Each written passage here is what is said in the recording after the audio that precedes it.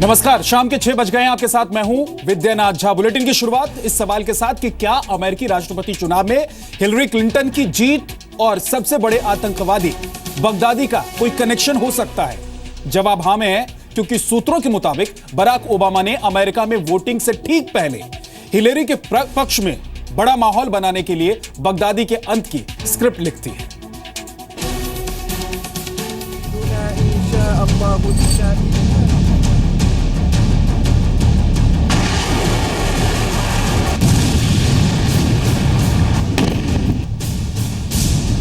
Baghdadi के पास सिर्फ 48 घंटे बचे हैं।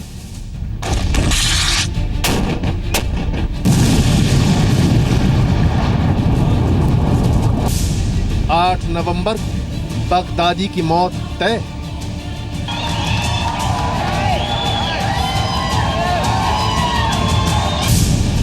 अमेरिकी चुनाव का बगदादी कनेक्शन क्या है?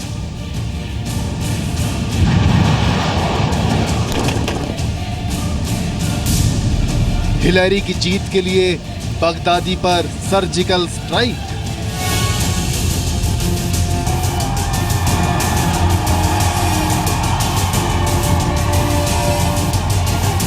अमेरिका में राष्ट्रपति पद के चुनाव के आखिरी लम्हों में ये सवाल इसलिए खड़े हुए हैं क्योंकि बगदादी की मौत और डेमोक्रेटिक पार्टी की उम्मीदवार हिलरी क्लिंटन की जीत की उम्मीदों को बढ़ाने के लिए ओबामा आतंक की टेरर स्टोरी पर सबसे बड़ा वार कर सकते हैं।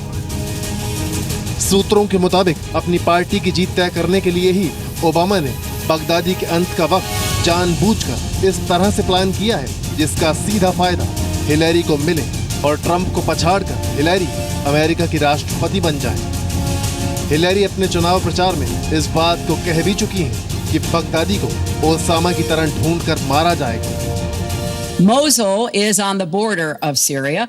And yes, we do need to go after Baghdadi, and just like we went after bin Laden. But I think we can take back Mosul, and then we can move on into Syria and take back Raqqa. Kurdish फौज के मुताबिक अबू बकर al Baghdadi Mosul में ही है और करीब 3 से 5 हजार IS आतंकी उसके साथ हो सकते हैं। अब मोसूल में बगदादी के कब्जे वाली जगहों पर भी इराकी फौज दाखिल हो चुकी है। पिछले 2 सालों में ऐसा पहली बार हुआ है जब मोसूल में IS पीछे हट गया। माना जा रहा है कि इराकी फौज बगदादी से महज कुछ किलोमीटर की दूरी पर रह गई है और वो बेहद सतर्क होकर आगे बढ़ रही है।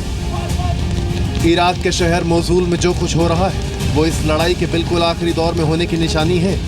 दहशत की दुनिया का सबसे बड़ा नाम और IS का सरगना बगदादी अब चारों तरफ से घिर चुका है।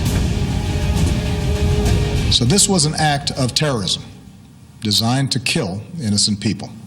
The threat from terrorism is real, but we will overcome it. We will destroy ISIL and any other organization that tries to harm us. अंत करीब आता देख इस्लामिक स्टेट के आतंकी अब आम लोगों का इस्तेमाल ढाल की तरह कर रहे हैं। लोगों को जंग वाली जगह से जाने नहीं दिया जा रहा है। अमेरिकी रक्षा मंत्रालय ने अंदेशा जताया है कि आखिरी पलों में आतंकी रासायनिक हथियारों का इस्तेमाल कर सकते हैं।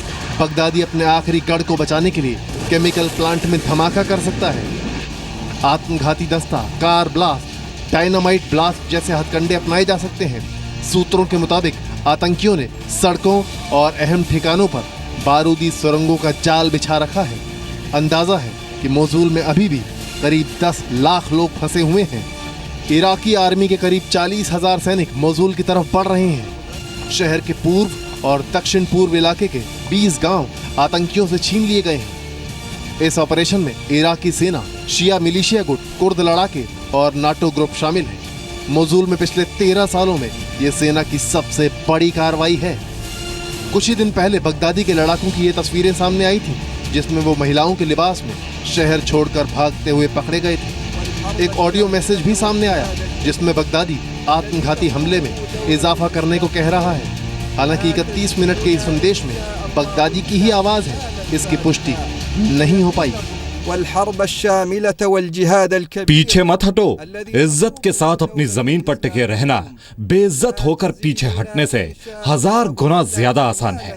निनवा शहर, वहां के सभी लोग जब अपने दुश्मन का सामना करें तो कमजोर ना पड़े।